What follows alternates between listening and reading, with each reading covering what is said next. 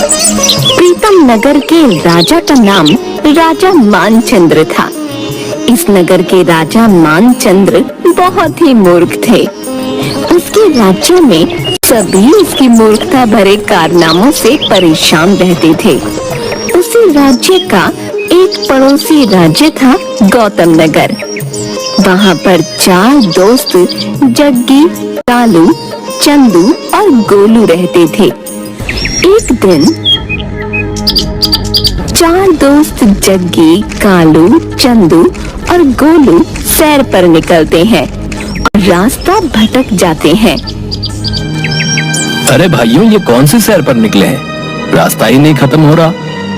चंदू से पूछना, यही तो हमें बड़ा वाला पहाड़ दिखाने लाया था, अब पता नहीं कहाँ ले जा गया है।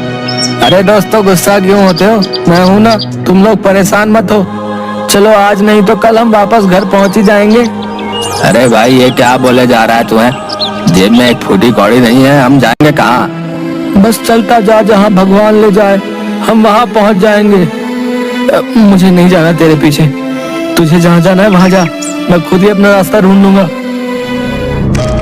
जग्गी गुस्सा होकर उन लोगों से अलग हो जाता है और अकेले ही रास्ता ढूंढने निकल पड़ता है। अरे भाई, ये जग्गी को कौन सी हड़बड़ी लगी थी जो हमसे अलग हो गया? छोड़ना, हम आगे चलते हैं। जग्गी आगे बढ़ ही रहा था, तभी एक जंगली कुत्ता उसके सामने आ जाता है। तू देख क्या रहा है? चल भाग यहाँ से। कुत्ता जग्गी की ओर बढ़ने लगता है। ओए हट जा, ओए हट जा, भागता क्यों नहीं? मम्मी बचाओ। कुत्ता जग्गी के पीछे दौड़ने लगता है। अरे कोई तो बचाओ, आज तो मैं गया। जग्गी वापस अपने दोस्तों के पास आ जाता है। बाप रे, बाल बाल बचा आज तो। क्या हुआ जग्गी, तू वापस आ गया? रास्ता मिल गया या रास्ते में कोई मिल गया? अरे जंगली कुत्ता तो मेरे पीछे ही पड़ गया था, जान बचाकर भागा हूँ और सोचा तुम लोगों को अकेला कैसे छोड़ दूं, इसलिए आ गया वापस। साथ में आया हूँ तो साथ में ही जाऊंगा। चल भाई, तुझसे कुछ भी नहीं होने वाला। एक छिपकली से तो तू डर जाता है और अकेले जाएगा है? तीनों जग्गी का बहुत मजाक उड़ाते हैं। हाँ ठीक है, तो तुम लोगों ने कौन सा रास्ता ढूंढ लिया है? वहीं के वहीं तो हो। चारों आगे बढ़ने लगते हैं, तभी चंदू को भूख लग जाती है। भैया तुम लोगों को तो पता है ना, मुझे बहुत भूख लगती है। तो क्या हुआ, अभी भी तुझे भूख लग गई क्या? हाँ दोस्तों, बहुत जोर से भूख लग गई है, अब तो एक कदम भी नहीं चला जा रहा। कुछ खिला दो इसे, वरना हम वर्षों तक यहीं बैठे रह जाएंगे। आसपास तो कुछ भी खाने का नहीं दिख रहा है, इसे क्या खिला दूं? चारों दोस्त प्रीतम नगर के करीब पहुंच जाते हैं।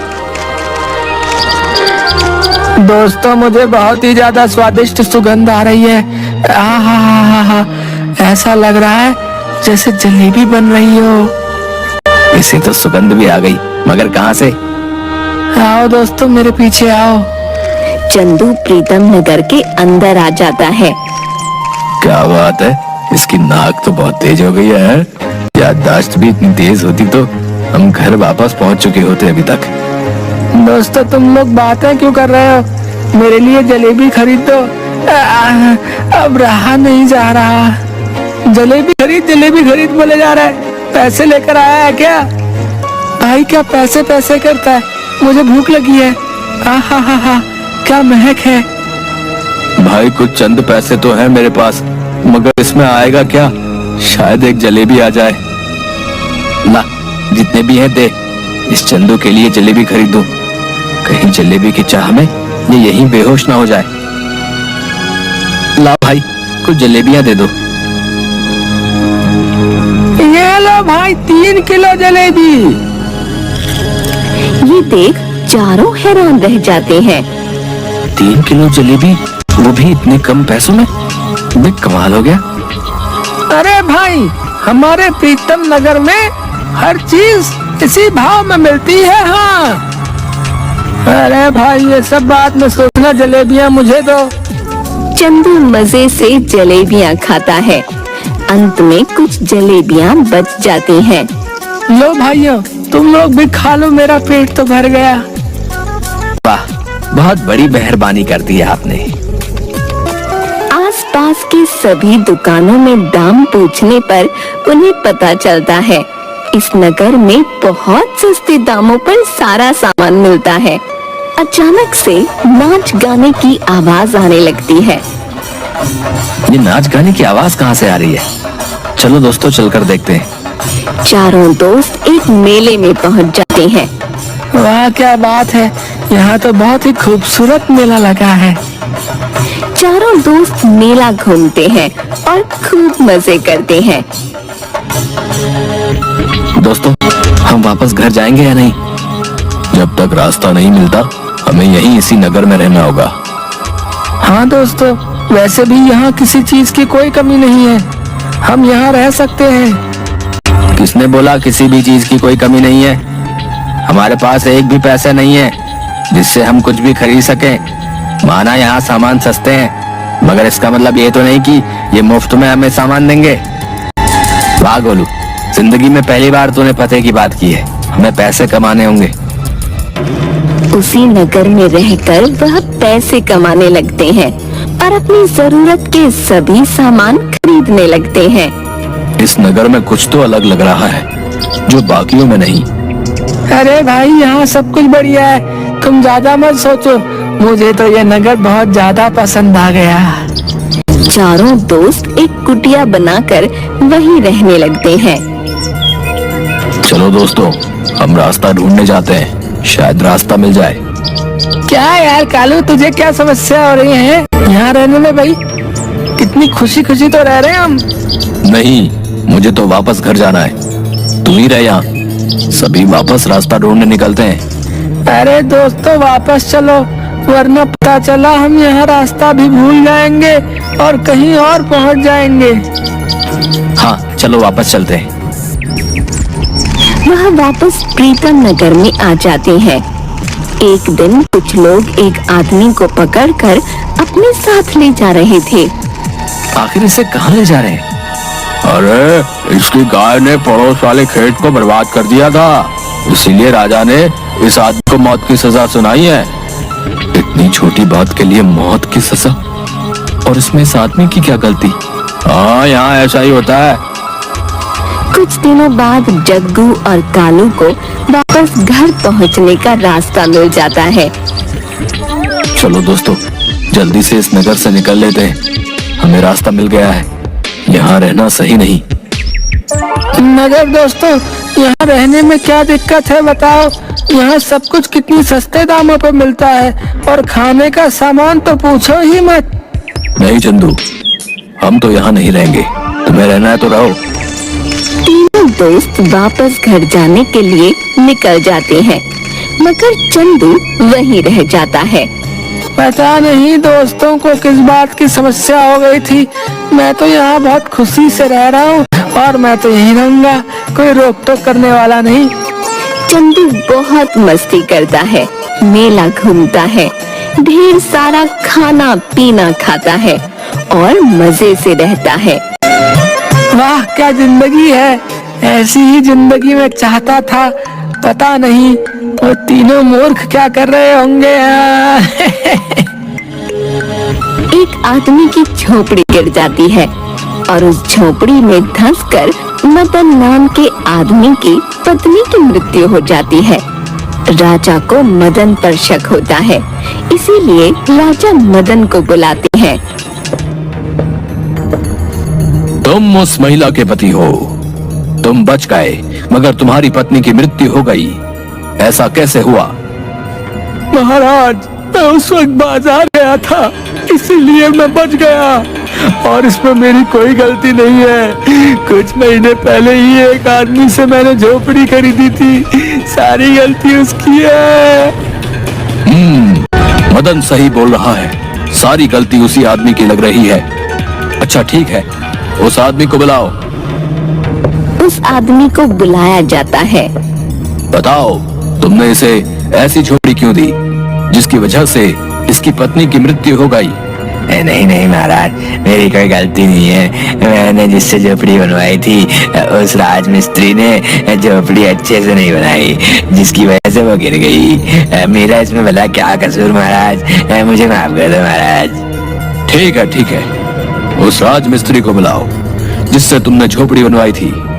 उस राजमिस्त्री को बुलाया जाता है।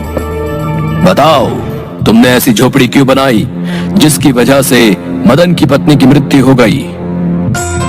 नहीं महाराज, ये गलती मेरी नहीं है।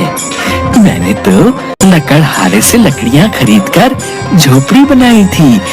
ये सारी गलती उस लकड़हारे की है। उसने मुझे सही लकड़ियां नहीं दी। गलती तो सच में लकड़हारे की है। तुमने लकड़ियां किससे खरीदी थी? बुलाओ उसे, जल्दी बुलाओ। उस आदमी ने चंदू से लकड़ियां खरीदी थी, इसलिए चंदू को बुलाया जाता है। इसने तुमसे लकड़ियां खरीदी थी, इसलिए तुम्हारी वजह से मदन की पत्नी की मृत्यु हुई है। अब तुम्हें फांसी की सजा होगी। महाराज, इसमें मेरी क्या गलती? मैंने कुछ भी नहीं किया है। चंदू के दोस्तों को चंदू की चिंता होने लगती है, इसीलिए वह चंदू को वापस ले जाने प्रीतम नगर आते हैं।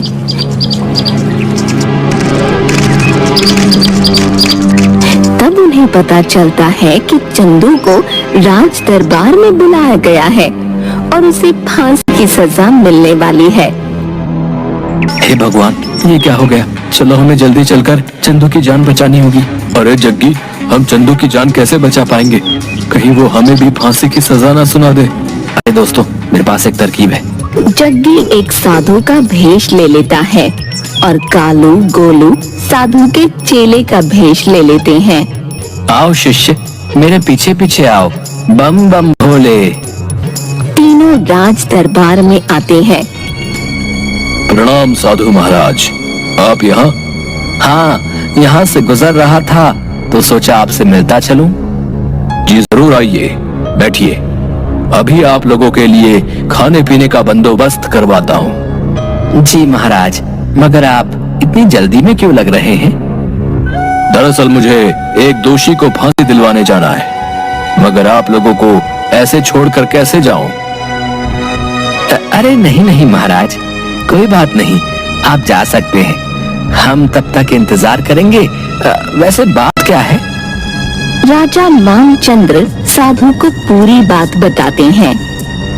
अच्छा, ऐसी बात है। एक काम कीजिए, क्या आप मुझे झोपड़ी की वो टूटी हुई लकड़ी दिखा सकते हैं? जी जरूर, आइए मेरे साथ। राजा साधु और उनके चेले को साथ लेकर लकड़ी दिखाने लाते हैं। वाह महाराज, ये तो चमत्कार हो गया। ये लकड़ियां तो दिव्य लकड़ियां हैं। जो भी इन लकड़ियों पर लेटकर चिता की अग्नि लेगा वो सीधा स्वर्ग का अधिकारी होगा। इसलिए मुझे इन पर जला दो। यह बात चंदू को पता चलती है। वो दौड़ता हुआ वहाँ आता है। अरे नहीं, मुझे फांसी लगवा कर नहीं मरना है। मैं ऐसे मरना ज्यादा पसंद करूंगा। तभी चंदू के दोस्त बोल पड़ते हैं। नहीं, हम इस पर जलकर स्वर्ग को प्राप्त करेंगे। नहीं, मैं इस पर जलूंगा। सभी आपस में लड़ने लगते हैं। तभी राजा बोलते हैं, चुप हो जाओ सबके सब। आप सभी नहीं, बल्कि इन लकड़ियों पर चलकर सीधा स्वर्ग जाने का अधिकारी सिर्फ मैं हूँ और कोई भी नहीं। राजा की बात सुन सभी शांत हो जाते हैं। इस तरह प्रीतम नगर के महामूर्ख राजा मानचंद्र उन लकड़ियों पर जलकर मर जाते हैं और प्रीतम नगर में रहने वाले सभी प्रजा को उनसे छुटकारा मिल जाता है।